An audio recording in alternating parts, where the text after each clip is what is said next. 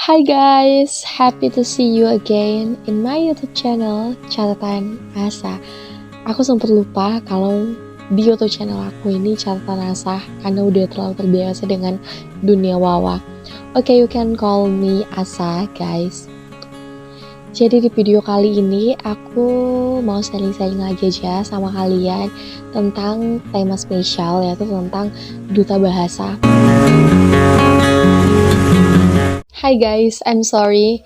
Jadi aku pindah dari tempat sebelumnya dan kalian lihat di belakang aku backgroundnya udah ada selempang seperti ini supaya terlihatnya tidak kosong aja sih.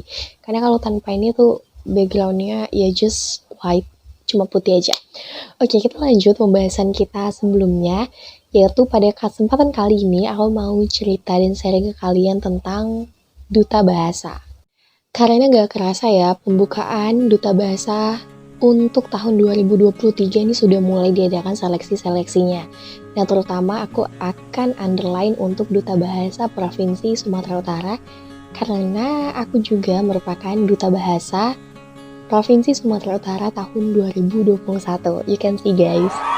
Pertanyaan ini tentunya datang dari teman-teman yang sedang mengikuti tahap seleksi duta bahasa Provinsi Sumatera Utara. Tenang, sebenarnya aku sama juga sama kalian. Pasti kita yang sedang mengikuti seleksi selalu mencari info ya. Terutama info dari YouTube, teruntuk dari senior-senior, atau siapapun yang tahu informasi seputar pemilihan tersebut, tips and triknya gitu. Nah, di video kali ini aku akan share berdasarkan pengalaman aku, hal apa yang waktu itu aku cari dan gak aku dapetin infonya di YouTube atau di media sosial lainnya, karena sedikit lebih ke ini ya, personality gitu. Untuk kamu yang belum tahu nih, duta bahasa itu sebenarnya apa sih gitu kan. Duta bahasa adalah anak-anak muda yang terpilih dari suatu daerah, nah terutama di sini Provinsi Sumatera Utara ya. Jadi anak-anak muda yang memang sudah melewati tahap-tahap seleksi untuk setelah itu akan mengkampanyekan penggunaan bahasa Indonesia yang baik dan benar di dalam masyarakat. Jadi memasyarakatkan bahasa Indonesia yang baik dan benar itu seperti apa. Jadi di tengah hiruk pikuk modernisasi, kemudian berkembangnya bahasa dengan sangat pesat, bahasa-bahasa slang, bahasa gaul, disinilah peran duta bahasa itu untuk memasyarakatkan kembali, mengenalkan nilai-nilai luhur bahasa Indonesia, penggunaannya dalam kehidupan sehari-hari. Jadi itu adalah garis utama dari duta bahasa. Untuk rangkaian seleksinya sendiri, ini secara umum ya terdiri dari 3 tahap.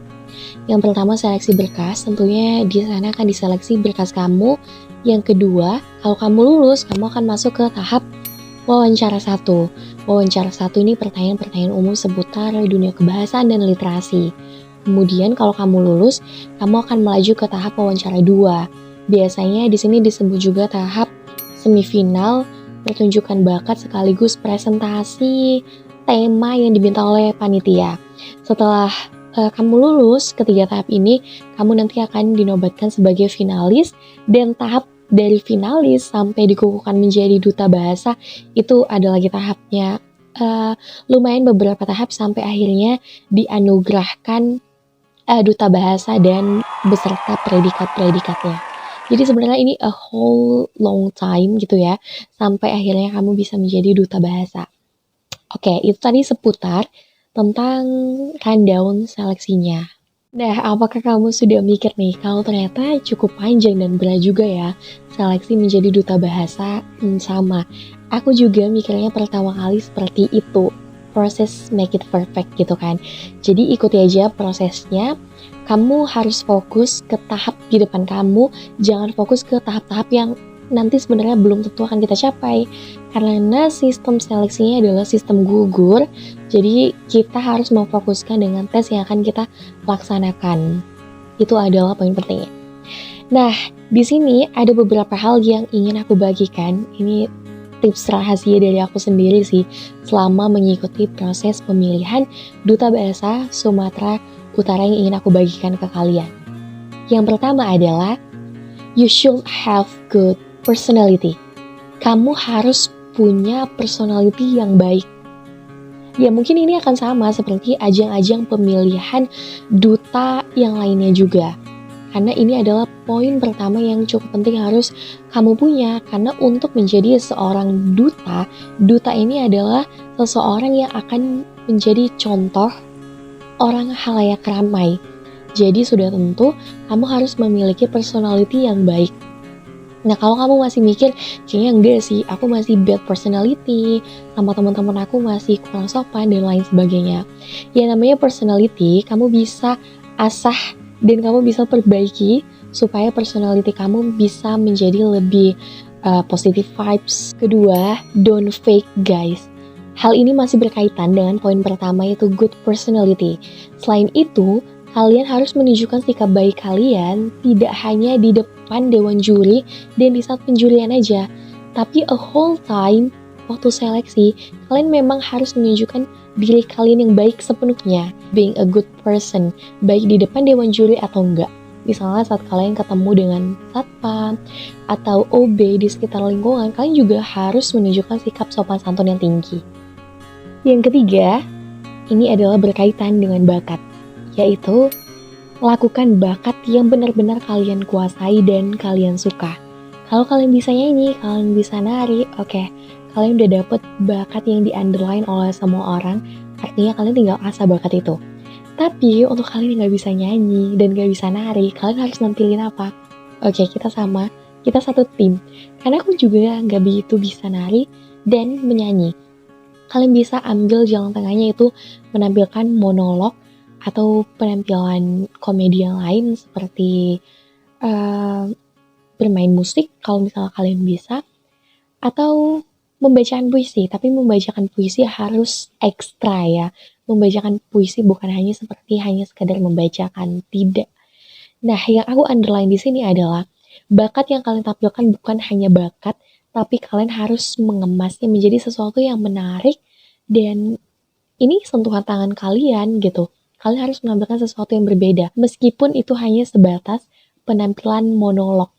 Tapi kalian harus melakukannya dengan membuat para dewan juri berkesan dengan penampilan kalian. Mungkin kalian bertanya-tanya kan, gimana menampilkan penampilan yang membuat dewan juri berkesan? Tips dari aku, kalian bisa pakai jurus penambahan properti yang tidak lazim, yang tidak biasa. Kayak waktu aku penampilan bakat pada waktu malam puncak pemilihan duta bahasa, karena aku tahu bakat aku monolog, layaknya monolog pada umumnya, aku harus membuat penampilan yang berkesan dan bisa diingat sama dewan juri. Maka aku buat penampilan yang seperti ini. Properti yang aku pakai yaitu adalah aku mengemasnya, kemudian pada saat-saat tertentu itu keluar yang tidak terduga-duga gitu. Darah keluar dari dalam baju itu adalah trik seperti itu. Oke, itu dia 3 tips dari aku. Ini hanya pengantar aja sih. Kalau kalian mau tahu lebih banyak tentang duta bahasa, kalian bisa drop pertanyaannya di kolom komentar. Nanti pasti akan aku jawab pertanyaan apapun tentang dunia pageant, tentang pemilihan duta bahasa ini. Kalian bebas tanya, karena nanti pasti akan segera aku jawab. So guys, don't forget to subscribe my YouTube channel supaya aku nanti bisa tetap konsisten. Ya, karena kalau kalian subscribe dan komen tentunya aku ada motivasi lebih untuk membuat video selanjutnya. Dan jangan lupa kalau video ini bermanfaat, share ke teman-teman kalian yang membutuhkan, share ke teman-teman kalian yang akan mengikuti seleksi duta bahasa. Kalau kalian belum ikut seleksi tahun ini, persiapkan diri kalian sebaik mungkin untuk seleksi tahun berikutnya. Bye, aku Wawa. Assalamualaikum.